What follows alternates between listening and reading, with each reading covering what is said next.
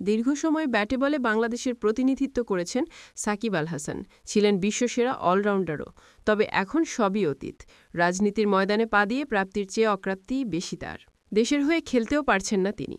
বর্তমান পরিস্থিতিতে সাবেক বিশ্বসেরা অলরাউন্ডারের বাংলাদেশের জার্সিতে খেলার কোনো সম্ভাবনা দেখেন না সদ্য বিসিবি পরিচালক হওয়া আসিফ আকবর।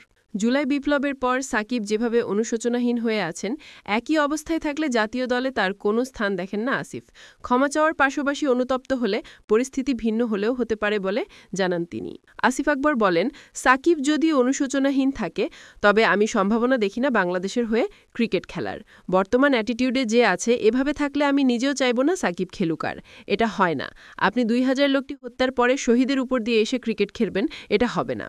তিনি আরও যোগ করেন, যদি অনুশোচনা করেন, ক্ষমা চান, হ্যাঁ আমার দল এটা করেছে, আমি অনুতপ্ত, আমি তো নিজে খুন করি নাই। এভাবে কিছু একটা হয়ে আসতে হবে। সাকিবকে সাকিব আল হাসান হয়ে আসতে হবে, যেটা আগে ছিল।